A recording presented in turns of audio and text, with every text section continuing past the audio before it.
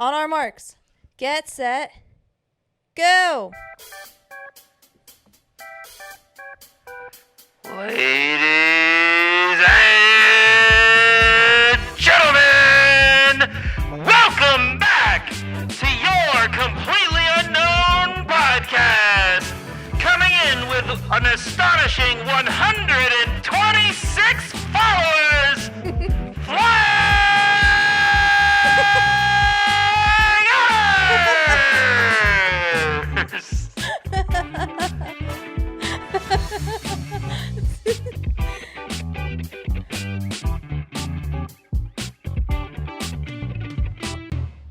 That's right, ladies and gentlemen. Only an intro that hyped can be for a podcast that no one listens to. And that's why we are the Flying Otters podcast, ladies and gentlemen. Welcome back. We hope you're all doing well. This is the 10th ever edition of the Flying Otters podcast. 10. Yeah, episode 10. Oh. Look at us, baby. We're doing big things. And if we have exponential growth, all we have to do is 8,942 more episodes to reach 100,000. So we're doing great. We're on our way, baby. We're doing big things, but we're having a good time on a Friday in October 2025. We got Downs Barbie coming out to play today. Yes, we do. And if you think we're bigoted because we're calling that Barbie Downs Barbie, you'd be wrong because, fun fact, it was marketed, promoted, and sold as Downs Barbie. And she's got little leg braces on. Yes, she does. Oh, also, if you're offended by that, you are a pussy. So I just want to get that out there. I would love, how about you, to create a society where we are not all a bunch of offended little pussies. And if we are, we simply choose to ignore the content. Yep. All right, we talked about that. Which it looks like we have a lot of ignorers. Yeah, more people ignore than listen. So maybe we need to just fit into being a But to the 126 of you who did not ignore and have not unsubscribed yet, thank you. You are the real ones. Or just our friends. Yeah, pretty much. People that know us. And then like 4 people from Normal World who are like, oh, I know that guy. So people that know But I us. try. When I go on Normal World, I shout out Flying Otters almost every time, right? Yeah. So I'm trying. The effort's there. So here we are, ladies and gentlemen. We got a lot going on today. My mom's flying in from New York. We got to get a million things squared away. But we said we were going to get an episode done because my aunt and my uncle are also coming down to visit. So we won't be able to do it for a week. So we knew we had to get it done. So here we are, ladies and gentlemen, and we're coming out of the gates strong. We are talking about a few different things today. One of them, ladies and gentlemen, is the multiverse. That's what we're going to get started with. But fun fact, we rushed into doing this so much, I forgot to pull up an article related to the multiverse. So in that regard, Kiersten, why don't you tell the audience about some of our items in the studio. Ooh. Some of your favorite items. Welcome to Items of the Studio with Kiersten Pacelli, Senior Decoration Correspondent of the Flying Otters podcast. I don't know if the background's blurry. It probably is, but you should be able to see. We have some really good items. I wish that I could easily get up and get back there to pull out our items, but it's a little bit difficult. Can you get them? I cannot. You can describe them. Point and describe. But you can't really even see them. Describe the ones that are clearly visible. Okay, if I move this, shark bubbles. That's a great item that's going to get Matt going. That's what we needed. It's not working. There we go. There we go. This is one of Kiersten's favorite items. I will say this very quickly when I return to my search for an article that we were supposed to have. When I was looking for an item to get Kiersten around March, right before we went to a big reggae festival, I went into Walmart with my mom, and I was like, oh my God, that item, she's going to love it. And my mom was resolute. Even though she had met Kiersten a bunch of times, knew Kiersten very well, she was like, she would never want an item so silly as that, James. She would not want that. Hey. Fun fact, Kiersten is obsessed with her shark bubbles, and she absolutely loves that. And It is a great item. Yeah, it is. So that was in the way, though, of showing Mother Teresa. Oh, yeah. Mother Teresa is our horse friend back here. It's a little horse on a stick. Yeah, that's about it about Mother Teresa. We have SpongeBob, which we got out of a claw machine game at an arcade In Alaska. in Alaska. Well, tell them the story And, of that SpongeBob. We went to go play in a restaurant, and these two little kids ran up to us and really wanted to play the claw machine, but their parents wouldn't give them any money. So Jimmy decided to step in and play the claw machine game and won. And the little kids thought that he was going to give them the toy, and he did not. So that is SpongeBob. And, hey, can you stop? Mac. Hi.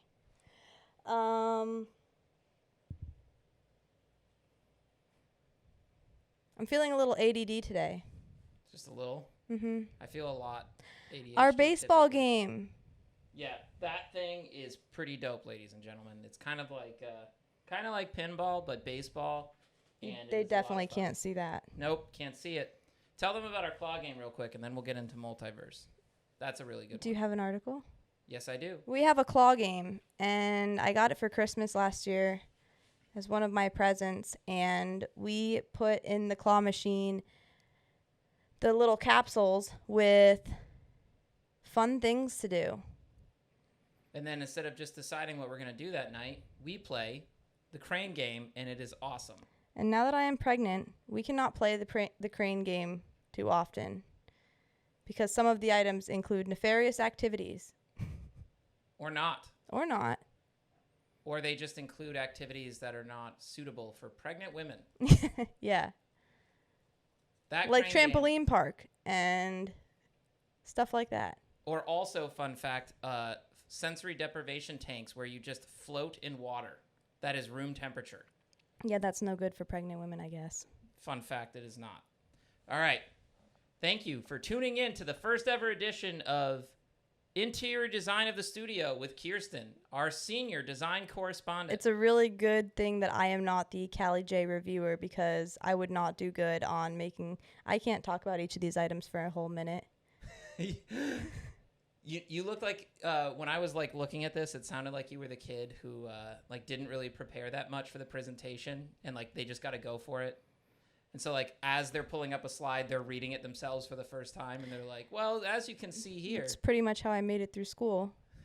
If you look right here, you'll But see." this is like doing a group presentation, and none of your team is ready, and they're still just looking up their stuff because they didn't even prepare as much as I did. So I got thrown on last minute to entertain the crowd, and I'm not good at that. While the other guy was like looking up facts. Yep. Yep, that's exactly Putting what together happened. his last slides. Yeah. First slide. So on that note, we found it, ladies and gentlemen. We decided we wanted to talk about the multiverse because Kiersten and I got into a very long conversation on the beach a couple weeks ago or a week ago. And we were talking about like, you know, life and like the idea of wondering why certain things happen the way they do. How could we live in a universe where there's so much tragedy and bad things happen to good people? And, you know, what is the causality? What is the root of all this? Like, what's going on? We don't claim to know. Millions of people before us have claimed that they had the answers. I don't think any of them were right. Maybe they were. Maybe we were, and we just don't know. But I know one thing's for sure. Neither one of us, what we're about to talk about, is claiming we are right. This is just something to think about because it does come into question with, like, belief and meaning and purpose. Also, nothing that we talk about on this show is us claiming to be right. Yeah, we don't claim to be right about much. We're just talking to talk. Yeah. And, Except for the second thing we're going to talk about. I'm pretty sure that we're right about that. oh. We'll get into that later. What is the second thing we're talking about? Yeah. Yep. Okay, so the multiverse. We're not experts. We're not scientists. This is just conversational, and it's just meant to be conversational, nothing more than that. There are a few different aspects to the multiverse theory, but basically it's the idea that instead of there just being one universe that we live in, if you can imagine it, there are multiple universes, and there's a couple different interpretations of the way that goes. One of them is the idea that the multiverse, right? There are multiple universes that like in the same way that stars are spread out in the galaxy, different universes are spread out within a larger realm, and what we consider to be the universe is just far apart from in a completely different universe. That's a little bit weird. But here's one that I think is more important. The quantum multiverse, quote, parentheses, many worlds interpretation. This is the one that I find very interesting. Proposed by Hugh Everett, this theory suggests that every quantum event with multiple possible outcomes causes the universe to split into separate parallel universes, each representing a different outcome. The reason why I think that's so significant is because it calls into question the idea of free will. A lot of people will say, like, yeah, life is really hard, life is a struggle, but we have free will, meaning we have the opportunity to choose things. The reason why that is an interesting theory is because it calls that into question completely, because what it's saying is, it's like the idea, if you think of it in a really simple sense, Kiersten had the option of picking up Down's Barbie or not. She thought that she did. This multiverse theory, in its essence, says, actually, no. In one multiverse timeline, Kiersten selected Down's Barbie. In another one, she did not. In another episode, she selected Mother Teresa. In another episode, she selected one of our Hot Wheels or our pineapple. Several things. And then from that, there's a ripple effect of all the other outcomes that would keep spreading and spreading and spreading. So if you think about it, it's like the idea of, like, you could have worn a green shirt versus a white one, and your green shirt is what caused you to talk to a stranger, and that conversation led to a business thing. So all of these things where people think they're choosing things, in reality, each time there's a scenario where a choice outcome is presented, a completely new universe splits and is created as a result of that. So you may think that you have free will, but in reality, you're just like a ball rolling down the hill that is just going along with one fractured branch of a multiverse that keeps spreading and growing infinitely. And that means that there would be an infinite amount of universes that in a universe completely separate, we in however many universes, we're not even existent. Yep. In probably many. Yep. Countless. An incalculable number of them. Which is just like a weird thought. And because the reason why that's something we're thinking about is because if free will is removed, what are we really? If there is no free will and we're just enacting and playing our part in the role of something that is continuously and endlessly splintering, are we even really live beings? At that point, are we nothing more than computer code that's just running a program?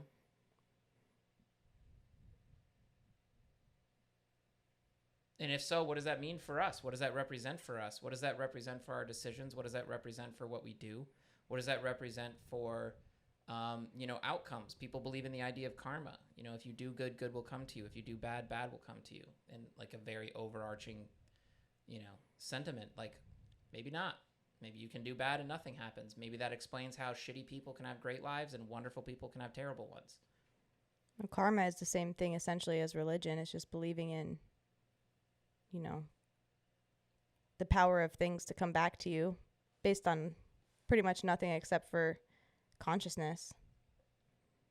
I mean, I think karma, a lot of people put stock in it. The reason I never have is because it's very self-apparent that it's not.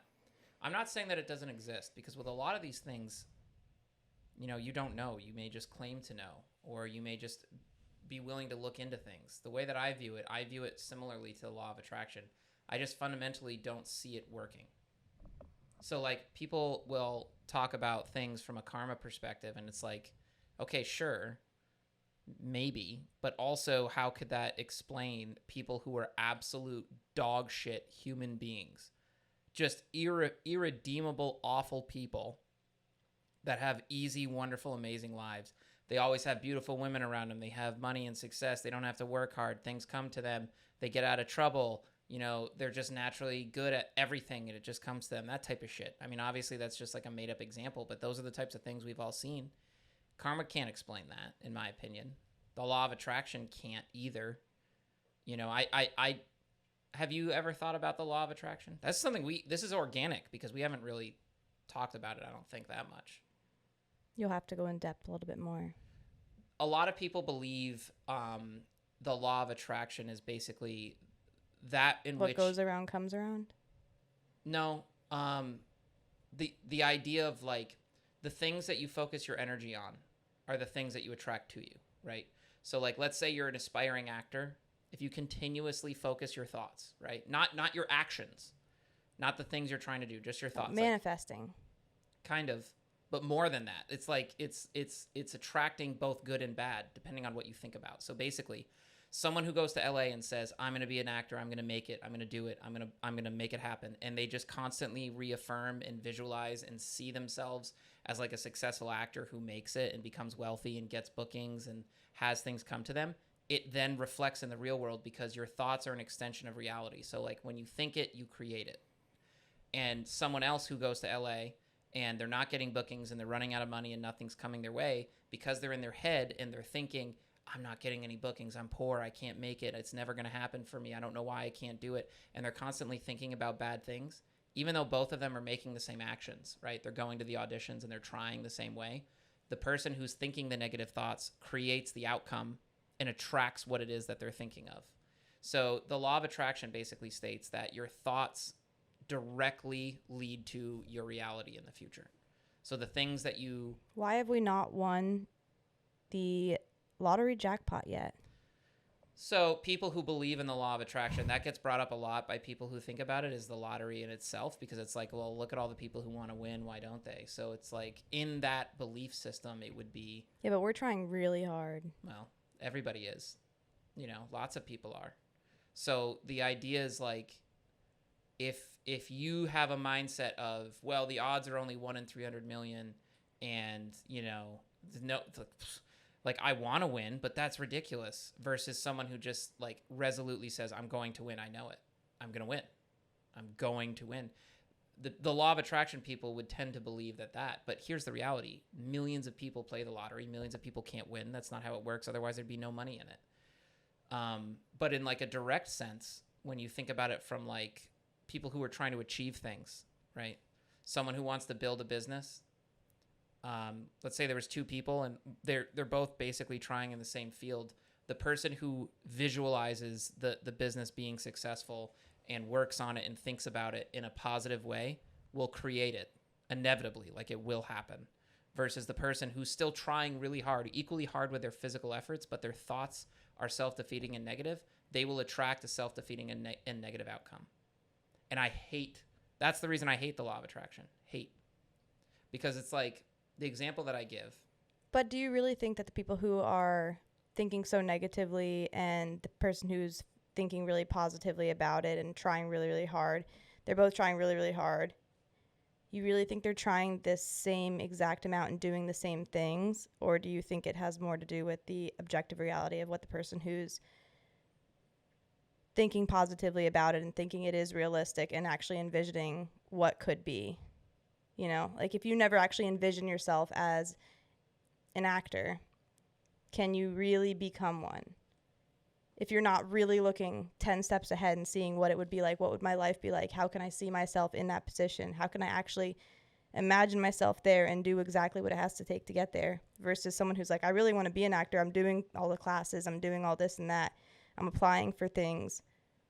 Why can't I get there? And it's like, well, you're not really envisioning yourself there truly. That's part of what the law of attraction would say, that thinking about it and believing in it is what creates it.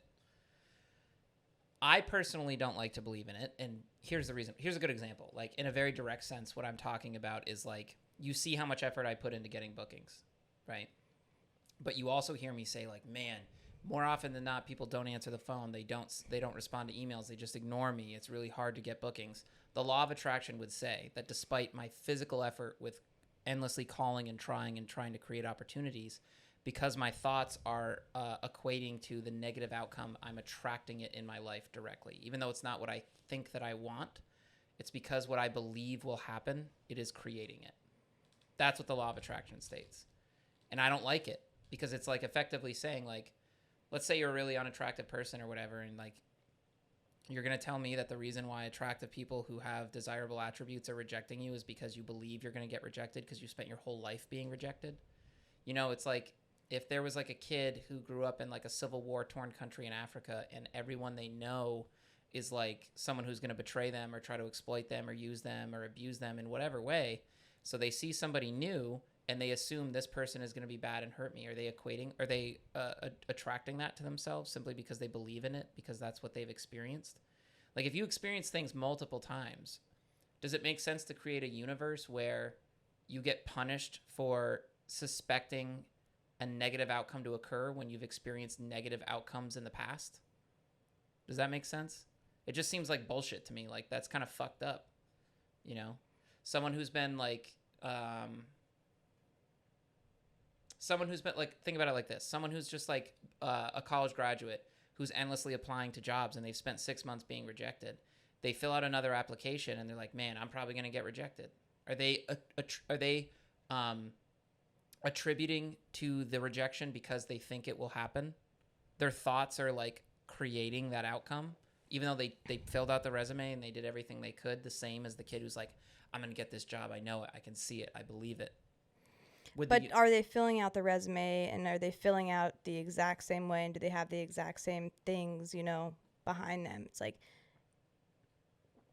to get the job, are they actually as qualified? Are they equally as qualified as each other? Or is the person who's applied for hundreds of jobs that can't get a call back applying for it and like, another application, okay, and just like pushing it through, knowing that nothing's going to come out of it, versus the person who's applying for that first one and really putting their all in? Well, yeah, I mean, I'm not saying that, like, obviously in all these examples, like, no two people are the same. It's just the idea of, like, what is the law of attraction, and, you know, how does it affect people? Of course, and I don't know. So how does that go in with manifesting? So the law of attraction, and here's the thing, I don't think it's all bullshit. I don't, because I think there's absolutely something to be said for someone who tries really hard and, you know, puts in the effort, but also simultaneous and concurrent with that has belief they'll get the outcome that they want, and they do manifest. Like, I think there's something to be said for manifesting. I think there's something to be said for, like, attracting what you want. The only point that I'm making is I dislike the idea that if you have a negative belief in possible outcome, that you contribute to attracting that negative outcome. I just really fundamentally dislike that principle. That's the only point I'm making. Like, I believe that there is something to be said for manifesting and believing and, like, visualizing. I believe in that shit. I don't know exactly how, but I do believe in it. I know it's true because I've seen it. I'm sure you have. Have you ever had moments where, like, you were shooting at, like, a basketball hoop or something, and, like, before you've even released it, you just, like, feel it. This is going in. I got it. Or, like, you're mini putting or something where you just know, like, that's going to go in. I just know it. And then when you don't want to believe it, you just resolutely believe it, and then it happens. Like, everybody's had those moments. There's something to be said. The only point I'm making is I fundamentally disagree with the idea that people who believe in the law of attraction believe in the negative outcomes as well. So effectively, if you focus your thoughts, if you're just being basically this, if you're a negative Nancy, you're going to attract negative outcomes. I just think that's fucking bullshit, because it's like, why would God or the universe or whatever create laws where your thoughts that are negative, that are based on not your desire to be negative, but rooted in years of experiencing the negative outcome, rejection, pain, whatever it may be. And so you come to anticipate it coming. You're saying, like, it's hard to stay positive and keep exuding positivity when you've continuously dealt with failures and rejections and things like that and negative outcomes. Partly. Absolutely. Yes. And then the second part of it, it's so that, yes, and then comma, to punish someone, meaning that person attracts negative outcomes because of their negative thoughts. So, like, the person who is negative about what they expect to happen to them based on years of experiences, whatever they may be, for the negative outcome to be attracted to them because of those thoughts, I think fundamentally is bullshit. That seems like a really shitty system. Like, if I were a parent, I would never create that system for my children, and I'm a very flawed person. I just think it's like a stupid thing. So it's like, what's the best example I can give? I mean, thinking of, like, the LA outcome. If someone's physically trying really, really, really hard to be an actor, but because they've been rejected so much, because they're thinking of themselves, like, instead of thinking, I'm going to get this part, I know it, I'm going to get this part, they're thinking, I'm probably going to get rejected. I'm really tired. I'm broke. Like, this isn't going my way. That because they're thinking that way, they are contributing to the outcome that is negative just because of their thoughts. I think that's bullshit. How many like NFL players or physicists that have come up with all these theories, or really well-known authors who have written books, like how many people have come up with stuff a million times and been rejected a million times?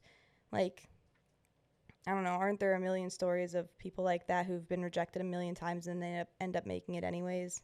Mm-hmm. And, you know, they end up making it to the NFL, although they were like undrafted rookie and made it in and then became the star quarterback or whatever. Yeah. There are countless stories like that where people do make it even if they've been through a bunch of negative outcomes before and been rejected over and over and over again. I just feel like it's probably more the amount that you let it weigh on you and bring you down and stop you from continuing on, more than just the world's just going to continue handing me shit. So you just have to keep going until you do make it, because it will hand you shit. Yeah. But the only point that I'm making is that everything you just said and then added one component, that because you're thinking negatively, you are creating shit for yourself. So your thoughts, you not your actions, and that's a very distinct thing. So like someone who's trying to better themselves with their physical day-to-day actions, right? So like me trying to get bookings, right? I'm trying really hard, but if my thoughts are, why aren't I getting bookings? No one answers the phone. I haven't had a booking in a long time. Because I'm thinking that, it's actually attracting a lack of bookings. Whereas if I were to sit there and think... But are you spending time thinking that, or are you spending time thinking, why am I not getting bookings? What can I be doing differently? You know, how are you spending your thought energy? Are you spending it just in negativity? Or are you spending it in, okay, I'll use that rejection as a way to fuel me towards my next thing? Of course. And try something new. Because if you just wallow in your own self-pity, then of course you're going to keep getting the same results. Well, I'm not saying, like I said, there's a big difference between like the action and the words, right? So it's like, if someone is not taking action with also having those negative thoughts, of course. But we're talking about the situation where people are taking physical actions that just aren't in alignment with the thoughts, right? So when there's a disconnect, the person who is taking the action is causing the bad outcome that they don't want. So it's like you are, it's not just that like you need to like, okay, let me rephrase that. People who believe in the law of attraction obviously would say like, you know, try a different outcome, try a different method. Don't just keep doing the same thing if it's not working. They don't believe that. They just effectively would believe that if you are in a negative headspace or a positive one, in either way, you are actively creating it. Not just your actions, your thoughts are. I just don't like that. That doesn't mean just the idea that your thoughts essentially dictate everything that's going to happen to you. Your thoughts and your actions. Effectively. So it's like instead of thinking of your thoughts. I think that's fair, that your thoughts and actions together dictate what happens to you. Your thoughts versus just your thoughts alone. Like just your thoughts alone, no. That is what I'm saying. So people who the law of attraction people would believe that your thoughts that are disconnected from your actions can affect your physical actions. Whereas what I'm saying is, as long as you're taking actions in the direction you want to go, if you have negative thoughts, that shouldn't be something that would cause a detriment to you and prevent you from getting what you want. As long as your physical actions are trying to get to where you want to be, having negative thoughts shouldn't cause a detriment. But law of attraction people would believe that it does. And the only point that I'm making is I just think that's kind of like a shitty system in my opinion. Like that, if that is reality, which maybe it is, I don't know what reality actually is. Nobody does. But if that is the way it's structured, that's kind of fucked up. You know, that just because you've been hardwired. Okay, let me put it this way. Someone who has had heartbreak after heartbreak after heartbreak, right? They've been heartbroken in every relationship they've ever been in. Each time they go into a relationship, they try really hard and they treat the person right and they do everything that they should do, even though they've been hurt. right? So their actions are being a good partner. But in their mind, because they've been hurt so many times, even though they're taking physical actions in the right way, doing everything they could the right way, because their thoughts are, man, I'm probably going to get heartbroken. It's happened before. It's probably going to happen again. I just feel it. It just feels like something bad's going to happen. It feels like they're going to abandon me or hurt me. That because they're thinking that, that's starting to cause it to happen in physical reality. So yeah, your thoughts lead to the actions you make, right? So it's like, if I want to go be a comedian, I have to call and get bookings. So well, that same person who's sitting there thinking, well, I've been hurt in the past.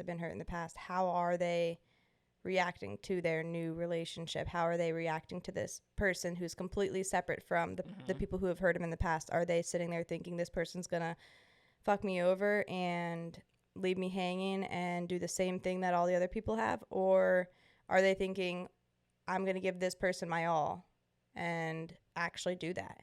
Because then that's a huge difference. If you're treating it in the same way where you're guarded and, you know, you have all these walls up around you because you're scared to get hurt again, then obviously you're going to keep attracting the same thing because the person's going to be like, what'd I do to you? You know? Well, of course. But in that example, let's just say hypothetically that person has done everything right. They're not going into it and ascribing attributes to their new person or keeping their guards up or acting negatively. Let's say they're acting flawlessly. They're doing everything exactly the right way. I just feel like those things aren't hand in hand. You're not thinking all these negative thoughts and being, you know, all in your head about these things and then acting flawlessly. It's just not reality. So, okay, so then let's think of it as another example, going back to people doing auditions. Two people who, I mean, obviously this is just completely made up. Two people that are equally qualified, right? One of them, they each go to the same number of auditions. The law of attraction would say the person who believes, I'm going to get the bookings, I'm going to get it, I'm going to make it, I'm manifesting it, I believe it, I see it. And then another person who's trying just as hard. They're not doing anything in the physical world as a detriment. They're not carrying themselves with bad body posture. They're not treating people like shit. They're not being rude. They're not doing anything like that. They're just in their head saying like, I just have a feeling I'm going to get rejected again because I always get rejected. The law of attraction people would say that in those two scenarios, the person who thinks they're going to get it will, and the person who thinks that they won't. I mean, I would just say that your thoughts dictate your actions more than you probably even realize it, you know? You may not think that you're acting any different than the person who thinks they're going to get it, but you're less confident, you know? You may hold your head a little lower. You may not speak with the same enthusiasm, you know? Just little things like that that would cause you not to get the part over the other person who's equally qualified as you. But just the way that you're acting and the way that you're being is different because of the way that you're thinking. And it's like when you've had a really bad day. You're the same person. You've had all the same experiences, but you've had a really bad day. And so you're acting differently. And there's something to be said for the energy of that. Yeah. You know, people can feel negative energy. Tension, you can feel it from a mile away. You can walk into a room and people have just been arguing, but they're not anymore. Yeah. And you can still tell they're arguing. Yeah, absolutely. Or that there's like weird stuff going on. And so are you saying that you think that they're connected, but just not directly? Or are you saying that you like... No, I think that your thoughts dictate your actions a lot more than people really realize. You know, subconsciously they dictate and impact your actions. And then that gets into the whole thing going back to what we were talking about with multiverse theory of like, you know, where do our thoughts come from? Who are we in the essence of our thoughts? Is this like is this just like a small piece of a larger whole? We think that we have the free will to make these decisions. Are we just enacting them out? Are we just going down the river being carried by a current? You know, what are our thoughts really? Are we in control of them? Are we really in control of our thoughts? Like, what are your thoughts? Can we even pinpoint them? Like, what is a thought? What is a thought in its essence? So it's like the idea of like your thoughts control your actions. Okay, where do your thoughts come from? You know, and I'm not putting you on the spot. It's just something to think about. Like, are we even in control over our thoughts? Or are they just coming to us that we then think about, and then through what we think have about, this perception that they're our own thoughts because they're in our head. And where do they come from? And if they don't come from us organically, just sprouting out of nowhere, where are they coming from and why? And then if that is the case, why are we being punished based on thoughts that lead to action? And I shouldn't say punished. Maybe I should just say experiencing negative outcomes is a better word than punished, because punished sounds like, the magnifying glass burning the ants. Let's not say punished. Let's just say experiencing struggle or negativity. Why are humans experiencing that as a result of their thoughts and their actions? Because where do their thoughts even come from? It's like a downward spiral. Like once you start thinking negatively, and more negative things happen to you. And then you think negatively even more. Yeah, because exactly. That's the point I'm making. So you spiral and you get it. You had bad things happen. So you start thinking negatively, and then that leads to more negative shit. So now you anticipate negativity coming. And because you anticipate that, here comes more. And so you just get into this funnel. Is that your fault? Are you to blame? Like, is there some, like, I don't think so. Like, you hear me say it all the time. Like when our friends call us and I say to them, like, it's okay to cry. It's okay to be sad. It's like, I don't think it makes sense to me to structure a universe where, because of the headspace you're in, you're attracting more of the thing that you don't want, if that makes sense. I just don't think that's quote unquote fair. That just seems silly. Maybe that is how it is, but if that is the way it is, that seems kind of fucked. Especially because, like when we were saying it a minute ago, where are our thoughts coming from? Like we think about it all the time. Like we blame people for their thoughts. Where do their thoughts come from? And maybe that's woo-woo, maybe not. Like where do they spring out from? Because they spring out. It's like, oh, I have a thought, and then you think that's who you are. I don't know. Yeah, can you really believe something into existence? Maybe. Dude, I think about all the time, like I said in the example where it's like, you're going to make a shot, or like, you get the idea of like, I'm going to go be a comedian, right? Like I had that, I'm going to be, where did that fucking thought come from? Did I have that organically? Was I just led to that? I don't know. And here's the thing, like in that exact example with me, I never planned, and you've heard me say this, but for the people watching, I never planned on being a comedian. It was never my goal.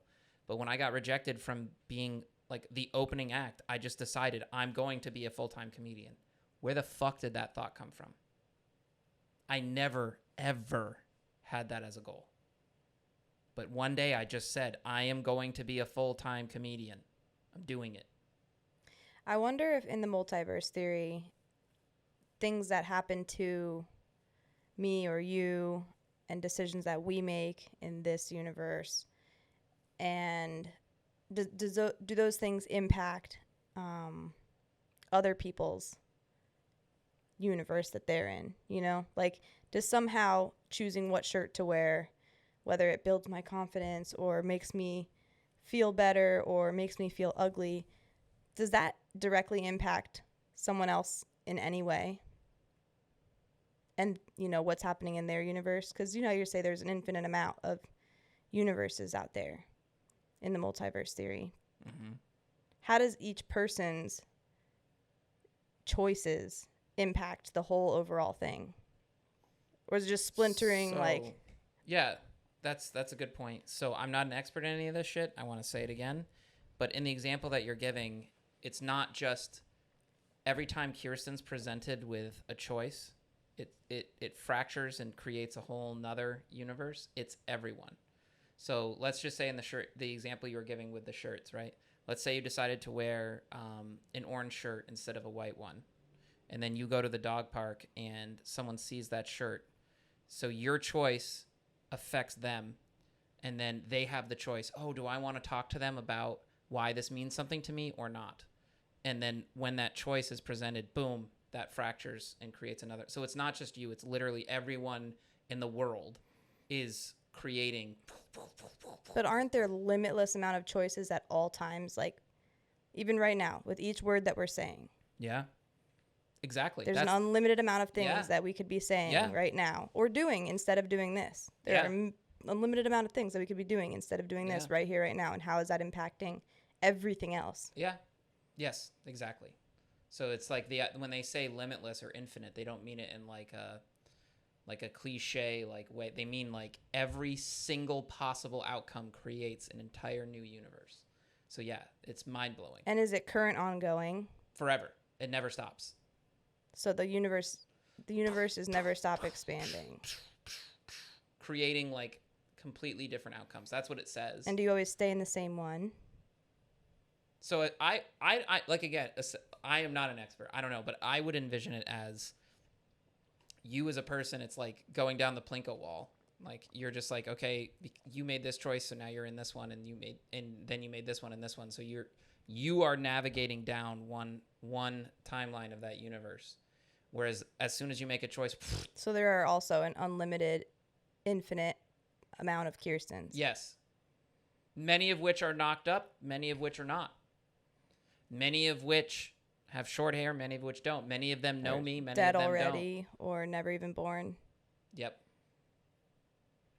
And in at least one of these multiverse timelines, one of you says a word or sentence that would get us immediately canceled. Hopefully it's not this one, ladies and gentlemen. Hopefully it's not. What? That was just I was making a joke. Oh. I thought I was supposed to catch on to something there. No. I was trying to not catch on to anything. I was hoping, fingers crossed, that this is not the podcast that gets me and you canceled. However, all 126 there it is. of our subscribers. All 126 are going to be like, start a new oh, channel. Man, what are we going to do? We'll be the flying beavers next. Other aquatic rodent in other universes where the flying seals. And who knows, folks, maybe in the flying seals universe, we have 20 million subscribers and we're extremely wealthy and well known and everyone listens to us, you know? Or alternatively, maybe in this timeline of the Flying Otters, we're 3 episodes, 5 episodes, 10 episodes away from, you know, exploding and being a well-known source of information to talk about topics such as mayonnaise. Woo! Let's get into it. Something that really matters. A topic that matters far more than the fundamental principles of our universe. Mayonnaise. Let's get it, girl. Tell me your thoughts. Mayonnaise is disgusting. Fuck mayonnaise. Fuck mayonnaise. For anyone listening, all 126 of you. Jamil, that one's for you. Fuck mayonnaise. God, I hate it. I hate it. I hate it. I hate mayonnaise. I like condiments, but mayonnaise is not it. I don't like any condiments. And of all the world's... I know, which makes your opinion not as strong. That's true. No, well, we reinforce each other. Oh, yeah. Because I can't stand mayonnaise. You like most condiments, but you can't stand mayonnaise either. It is disgusting. It is vile. Who loves eggs more than us? People always say, like, oh, you hate mayonnaise. It's just eggs. Fuck you. Who loves eggs more than me and you? Not many humans. We eat Teddy. eggs. Her brother, maybe. We eat eggs 7 days a week, ladies and gentlemen. 7 days a week, religiously. We love eggs. They are the staple of our diet. We consume them frequently. We love them. Mayonnaise can go fuck itself. Hate it. Hate. Isn't it just eggs and, like, vegetable oil? That's what it's supposed to be. But it is liquid fat grossness. It is disgusting. And for any of you wondering, like, why would we be passionate about mayonnaise as opposed to other things? Here's the reason. Here's why I hate mayonnaise more than virtually any other edible substance. It is because of where it is located, right? Think about any other condiment. Like, no one just says, like, oh, here is your burger. We're going to slap 20 pounds of Worcester sauce or whatever the fuck that shit is. We're going to put 10 pounds of Dijon mustard on this. Like, no one does that. But no one uses 10 pounds of mayonnaise either. Well, I'm being hyperbolic. But my point is, you go to a restaurant, and by default, they'll just be like, here's your fucking mayonnaise. And sometimes when you go... why do they have to disguise it as aioli? Because everybody knows that mayonnaise is gross, so they disguise it as aioli. Fuck aioli. Fuck that shit. It is mayonnaise's retarded third cousin, and I hate it too. It's flavored mayonnaise. That's all it is. It's mayonnaise in a dress. It's mayonnaise in a Halloween costume so that everybody thinks it's something different. It is not. Mayonnaise and aioli are awful. They are the worst, and I hate them not because they exist. If they just existed like you see barbecue sauce or that, and I'm probably mispronouncing it, Worcester sauce or whatever that Why shit are you is. using that as an example? That's the weirdest example. I hate condiments so much. I don't- Barbecue sauce and ketchup. Hot sauce. Okay, hot sauce. You don't get a burger and by default it's dripping in hot sauce. That doesn't happen Some people drip it in barbecue sauce. by choice, or you order a barbecue burger. But I'm talking about you just say, I would like a cheeseburger, please. And a lot of the times they will hand it to you and it'll be covered in mayonnaise. Why? Why would it come by default? Fuck your mayonnaise. And not only that, here's why it irritates me. Not just that it comes by default on certain products. It's because even if you request it not on there, the cooks are so used to putting it on there that a lot of the times they fuck up and they put it on there anyway. What is vegan mayonnaise made out of? Soy. Everything they eat is soy. I don't know what I'm talking about, but I would infer it's soy just because statistically that's the most likely. They use soy for everything. It's probably soy. I don't know. Avocado? Don't know. But this is the point that I would like to make for the world to hear. Mayonnaise, if it just existed in the world, just like any other condiment, I would think it's disgusting, but I wouldn't care because I think all condiments are disgusting. Mayonnaise has the gall to slap itself in a lot of foods when I go places by default. And I do not ever want to see that shit. That would be like getting a basket of French fries and then them just throwing ketchup all over it. Exactly. That is exactly the point, Kiersten. Thank you. That is exactly the point. Ketchup comes on the side because not everybody wants ketchup drizzled all over their French fries. Some people like it, but not everybody does. Fuck mayonnaise. And also, while we're on the topic, let's talk about this. Pasta salad and potato salad is not a fucking salad. Fuck you. Fuck you. Fuck you. Salads are supposed to be rooted with greens and are healthy, filled with nutrients. What about fruit salad? I love fruit salad, but it's not a fucking salad. What about when you made the hummus salad the other day? That wasn't a salad. I was just using the word. A salad is supposed to be rooted with greens and filled with nutrients and a little bit of gross dressing on it. That's a fucking salad. I remember one time you made a salsa salad. Yeah, I did, and it was not a salad. I just called it that. But I knew it was not a salad. Do you know what a salad is supposed to be? Spinach and lettuce and sliced up carrots and little chunks of tomatoes and a bunch of other shit. Go ahead. When you call goddamn pasta layered in oil salad, you are an asshole. If you just... I thought that was mayonnaise. Pasta salad is usually like... mayonnaise. What's that shit called? No, that's potato salad, which I hate even more. Pasta salad is usually like that vinaigrette. It's like usually like pasta with like vinaigrette mixed in it. It's like a cold pasta. It's like those little, tiny little pastas that are like an elbow shape. Macaroni? Yeah. And they use like mayonnaise in it. It's, well, I don't know. Maybe that's how you grew up with it. I grew up with it. No, that's how being they have it in vinaigrette. like Publix and stuff too. Well, that's disgusting. The thing that and if that's the case, fuck pasta salad as much as potato salad. Maybe there's multiple types of pasta salad. Maybe, but they're not salads. None of them are salad. Not one of them. If it has the word pasta or potato in the front, it is not a salad. Salad is supposed to be greens, goddammit. We need to start acting like civilized humans, okay?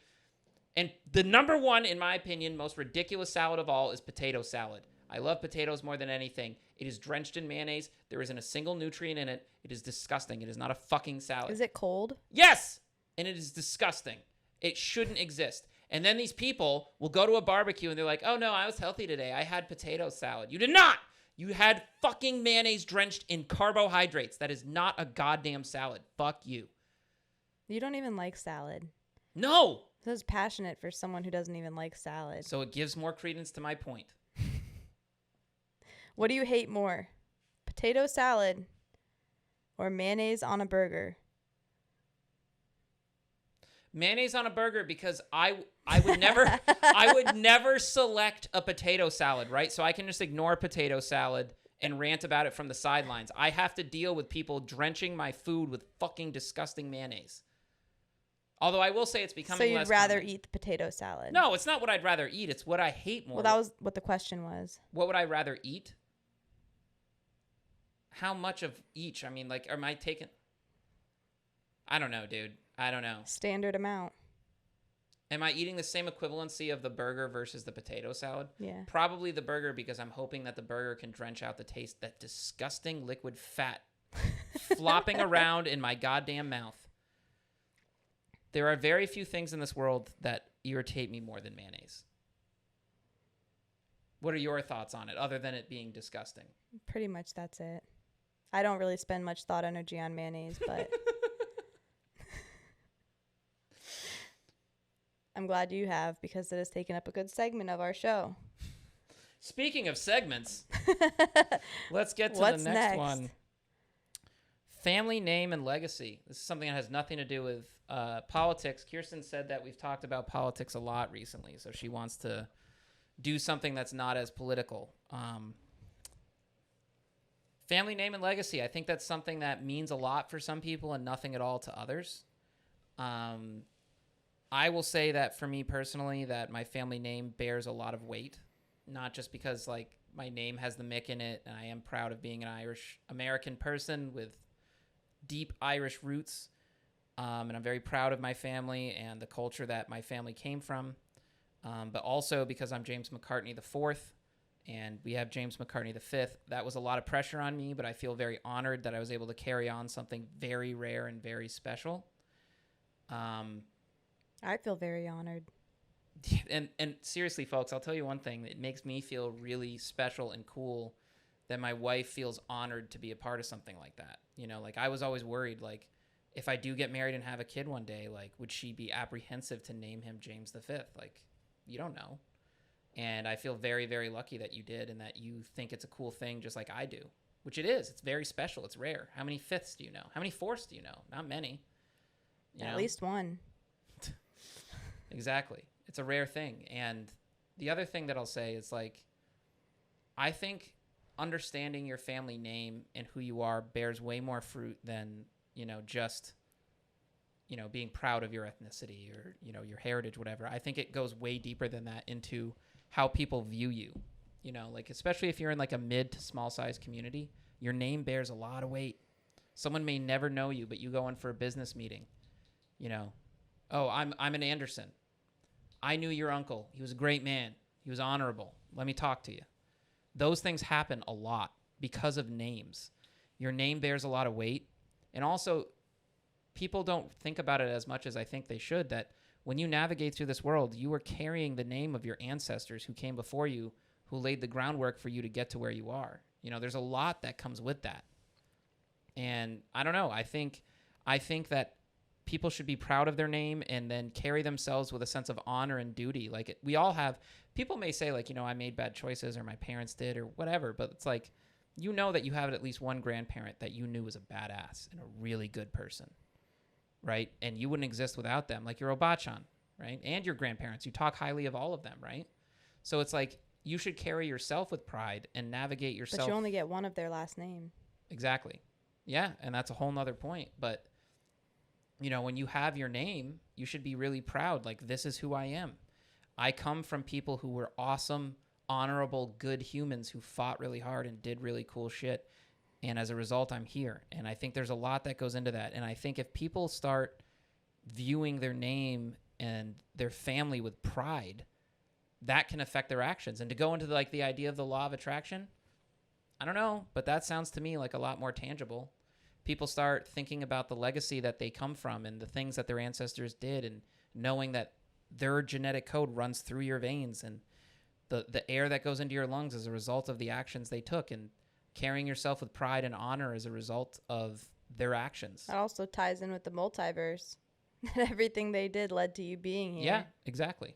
It all leads to you. And then, like, how does that affect you? And the reason why...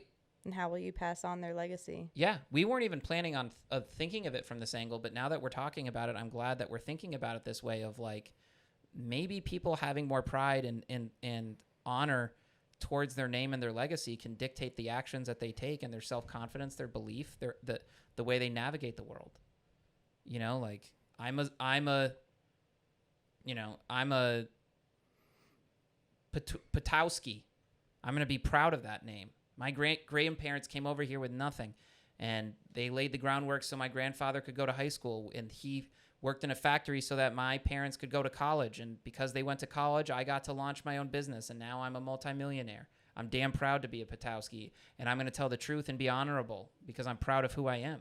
And I'm going to instill that in my child. There's some, I don't know. We weren't planning on this at all, but maybe that's something that needs to be said, that if people think about their lineage and their name, like maybe that helps them carry themselves with pride and decide to be bold. You know, our ancestors were savages, dude. Imagine moving to another continent. Your grandmother did it. Moved to another continent, not knowing the language, knowing no one and nothing. And just said, here we go. That takes balls. Yep. Even if you're in love, that takes balls, dude. To like be able to like go Only to another at 21 place. years old. Yeah, dude. That's nuts. Left her whole family behind. Just to come and pursue a brand new life. To, by the way, the country that conquered hers. Like, that's wild. To a country that might have been discriminatory or racist to her, and she didn't even speak the language or know the customs, and she did it anyway. That takes balls. So, like, obviously you love your grandmother, and, like, maybe thinking about the decisions and the choices they've made instills pride in who you are and carrying your pride through your name that you pass down to, like, your children, you know? And that comes into another interesting point. Like, I was born a male, right? And I knew I was always going to be a McCartney, and I was proud of that, and I like my name, and I'm proud of it. But it's got to be a weird thing being a female, thinking about the idea of changing your name and becoming a different last name. It is a weird thought, but it's also, you know, coming into your family and your lineage, and now your son is going to be Japanese. Exactly. So bringing Japanese into the McCartney name, it's a cool thing. How do you feel about it? I mean, everyone's different, and some girls, I mean, it's different for everyone, but like in your case, you know, you're changing your name, you know, eventually, whenever we decide to do that, or, you know, we feel like you're ready to do it, you know, maybe when we do our wedding ceremony, whenever that happens. How do you feel about it? You know, is it scary? Is it foreign? Is it exciting? Is it weird? Does it feel like, as a girl, did you think about it as a kid, changing your name? Yeah. I mean, I think all girls do. You know, you think about, like, what name would go good sounding with mine, and, you know, does that sound right? And is it a name that you'd be proud to wear as well? And is it a, you know, just like you say you're proud of your lineage and your name, can I look at that also and look at your family and say, I would be proud to be part of that family? You know, it doesn't give up the fact that I'm a Pacelli and that's my name. You know, it doesn't say that I'm out of my family and I'm in with yours now. Right. It's just a name at the end of the day, but you wear it and you wear it with pride. And if you don't want that name, then you probably shouldn't be marrying that person and starting a family with them. How would you feel though, like, if, like, there are some girls who it's not for like shitty reasons or bad reasons, like, let's just say they're the last of the line or they're really connected to their family. How do you feel about girls that want to keep their last name when they get I don't married? think it's a bad thing. I mean, if you want to keep, I'm going to keep my last name in my middle name, you know? And you're going to keep it for your professional, like, artistry shit. Yeah, because it's still my name. Yeah. Yeah. And I don't have to give that up just because, you know, I'm taking your last name. I would rather have my, like, let's just say you were really passionate about your last name. I would much rather have you keep your last name than you say, we'll hyphenate it and we'll give our kids hyphenated names. I hate that shit. I know that's a hot take. But I hate it because if you have, if like, you continue on with that cycle, there's going to be like hyphen. Kid with a hyphen marries another kid with a hyphen in 20 years. And now what do? You fucking hyphenate the shit out of that. You got 4 names. And then you have a 4-name kid that meets up with another 4-name kids. I know. And it's a lot. But imagine if it was James Ray Watson McCartney Pacelli the first/5th. You know, and then James Ray Watson McCartney Pacelli the 1/5th met up with a Julie Chelsea Anderson Patowski. And they both have hyphenated last names. And they both want to keep all their last names. What the fuck? And now a 4 last name kid meets up with a 4 last name kid in 2 generations, and they have to figure out the clusterfuck of 8 last names. Explain that to me. It's madness. I think if you're you either take the name or you don't. This hyphenated shit has got to stop. It's getting out of control. But then whose name does the kid take? You know? I mean, I feel like that's a conversation for the parents. If I didn't take your name and say we weren't naming our kid after you. You mean like if the whole 4 thing didn't exist? Yeah. I mean, you would say the stereotype would be that it would be named after the son because that's like, or sorry, the father. Because that's like typically yeah, the but way I mean, it goes. if you're not even married, say you're just dating and you're having a baby with somebody. That's tough. That's tough. Like if it happens from like a one night stand or you've only been dating a little bit and you're not committed. Yeah, you're dating a little bit, so like you guys are gonna have the kid together, but like you just started dating and you're like, we don't know where our life's gonna lead, but now we have a kid on the way. What do we do? That's tough. And I honestly think that the mother has the choice. I think the mother gets to decide if she wants to allow the kid to have the father's name or not. It probably depends on how much the father wants to be in the kid's life or is going to be in the kid's life. That's a lot. Yeah. That's a lot. For however terrifying it is that we have a human baby on the way, thank God, we're committed to each other like we are. And to each their own, Yeah. Like whatever you're going to do, who cares? Yeah. Whatever you want to name your kid, who cares? Yeah. Yeah, but, with that being said, just please don't name your kid something that's going to get them picked on. Like, we've all seen those names where you're like, damn. Don't make any specifics. No, of course not. I would not do that.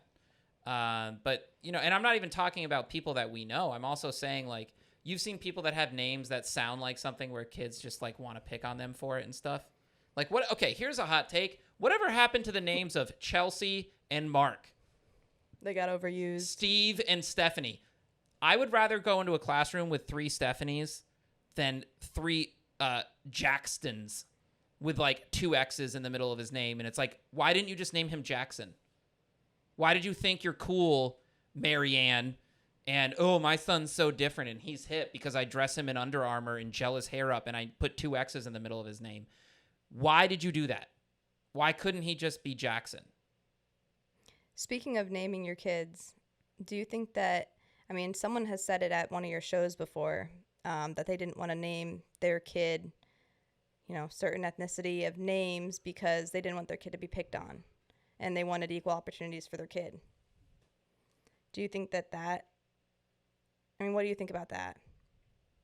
I think people, jokes aside, in that example, I would say that people should do what they think is best for their kid. I don't know what's best for the kid. There's something to be said for, like, what do you organically want to call your kid versus what do you think is going to help them? I was joking, but it is annoying when you see names that are, like, slightly off a regular name and deliberately misspelled because the parents think they're cool. That's obnoxious. But, like, in a real sense of what you're talking about, that's a tough decision. I think it depends on, like, what culture are you surrounded by? What's your community like? How receptive are they actually? What are the pros and cons of doing that? Like, there's a lot that goes into it. I just saw on Instagram today that there was, like, this family who's going viral for naming, like, their 6 or 8 kids, something like that, all different variations of the name Cameron. Did you see that? Nope, but that is exactly what I'm talking. Like, two of like the 6 kids are named Cameron, and Cameron Jr. and then just regular Cameron, and then there's like Cameron, Cam apostrophe. Yep. Ron. Yep. Cameron with a Y. Yes. Like, why would you do that to your kids? The example I gave about Jackson is what you're talking about. Why would you do that to your kids, though? That's so annoying. Cameron, get over here. Yeah. Which one of us? Yeah. That's obnoxious. It doesn't even give the kids each their own identity. It's like, imagine those kids in, like, a school assembly. And, like, they're naming the kids. Just trying to have your own identity when you're the same name as all of your siblings. Like, that's weird. My last year teaching, I think it was my last year. I don't know. They were there for a couple years, but there was a set of identical twins from China that were both female, and they were the same size and shape. And the parent would dress them in identical clothes. The mother would dress them in identical clothes. So they looked like something out of a horror movie every day. And their names were like, I don't know what they were, but it was like Chin Lin and Chin Bin. They were like nearly almost identical names. They were physically identical twins wearing the exact same clothes. They only spoke Chinese, not a word of English, and they were in every class together. And they would just stand directly next to each other on the hip and had no clue what the hell was going on. They would just walk into the gym and they're like, oh, we're playing this game called dodgeball where the kids are running out of the way from these flying objects. Imagine growing up in China and having never seen or heard or comprehended the concept of dodgeball. And you can't even speak the language. And you just walk into this large auditorium and now all these American kids are throwing these freaking things at your face as fast as they can. And the teacher is giving them an A for it. And you're just standing there next to your identical twin. I think those girls lived in the apartment complex that me and Teddy lived in Denver. Could be. Two very strange identical twins, Asian girls that lived there, and they still didn't speak a word of English. They had AIDS and everything. And they couldn't speak any English at all? No. Yeah, that's tough. But they liked dogs. Here's the question, though. Like, why would the parent, knowing, like, it was obviously deliberate because she would dress them the same. So she, like, the parent was like living out, like, she's like, oh, this is cool, this is exciting because look at what it was. The parent from China as well? Yeah. Because these two girls were adopted. Oh, no. I'm 99% sure that both the father and the mother came directly from China, which is why the girls didn't speak any English at all. And the mom would dress them in identical outfits every day. Every day. They looked identical. It was so weird. And they would never say a word or a peep. Like, dude, they used to go to swim class. Like, imagine being from China and now, like, you know, you and your identical twin, you don't speak a word of English or just being told, hop in this giant body of water and just guess. Could anyone tell them apart? No. They were identical. Like, same height, same everything. They looked like a duplicate of the same person. Did they only hang out with each other? Yep. They were attached on the hip everywhere they went. Well, imagine if they separated them. Well, of course, you have to keep them together because they don't speak any English. But it's like, at that point, though, the parent deliberately named them something nearly identical, just like Cameron, Cameron, Cameron, and Cameron. You know, like, at that point, you're doing something at a detriment for your children so that you can feel cool. And that ain't it. Yeah. And with that note... And that's taking it a little far on passing down your legacy because I think the dad's name was Cameron. That's gross. Yeah. George Foreman did that. Remember George Foreman Grills? Yeah. So he was a boxer. And I'm pretty sure he beat Mike Tyson. I could be wrong, but he was massive. He was like a giant guy. He was like 6'7", 6'9", or something. And he had like 8 kids or 8 sons, and he named them all George Foreman. Wow. Yep. That's a weird thing to do. Yeah. There will only be one James Ray Watson McCartney V. There won't be, like, if we did have a second son. He will be the 5th James Ray Watson McCartney, though. Yeah. So there are 5. Yeah. But not multiple running around at the same time. Yeah, well, there will be at least 3. Yeah. Yeah, and I don't know, as you said that, I was just thinking about the fact that how weird it is that I'm pretty sure, I could be wrong. I don't know this for sure. I think my great-grandfather, James McCartney I, was an only child, but I could be wrong. I know for a fact that my grandfather, James McCartney II, was an only child, and he was a son. James McCartney II had my dad, and they had multiple kids. Was he the only boy? No.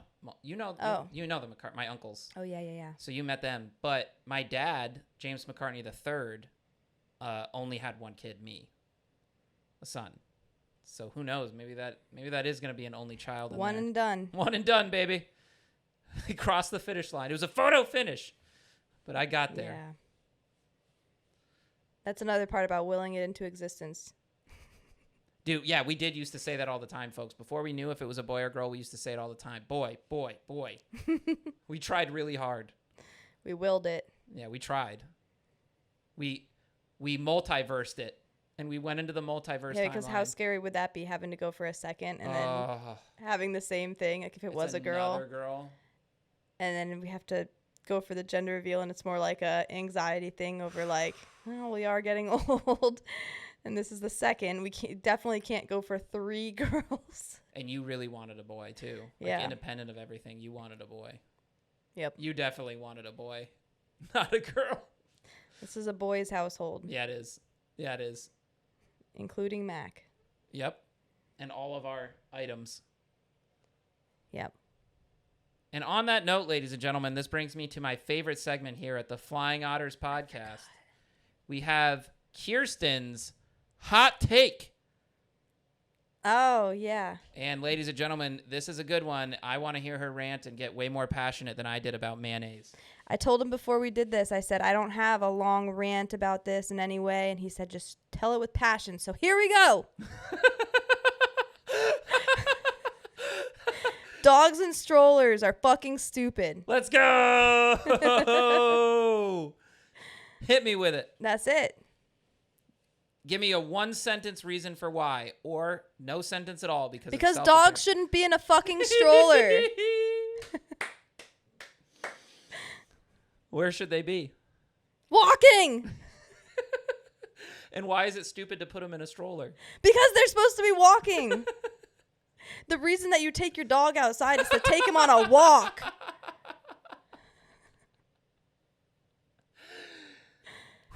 And what do you think about the people that keep them in strollers? What do you mean? How do you feel about the people who put their dogs in strollers? The people. Oh, that people, they all suck. Who have you ever seen pushing their dog around in a stroller and thought, wow, I should go up and talk to them. They look really, really cool. I want to be friends with that person. And that, ladies and gentlemen, is my favorite segment. Another perfect edition of Kiersten's Hot Take. Thank you. And with that, folks, that brings us to the end of yet another episode. If you survived coming through this one, we really appreciate it. We thank you guys so much for tuning in, as always. We hope that wonderful things come to each and every single one of you. And we hope to see you again for another edition of the Flying Otters podcast. And get ready for the end where we do Kiersten's Hot Take, because that's where shit really matters the most. Thank you guys so much for tuning in. I hope wonderful things come your way, and Kiersten does too. We hope to see you guys again soon. Take care, everybody. Peace.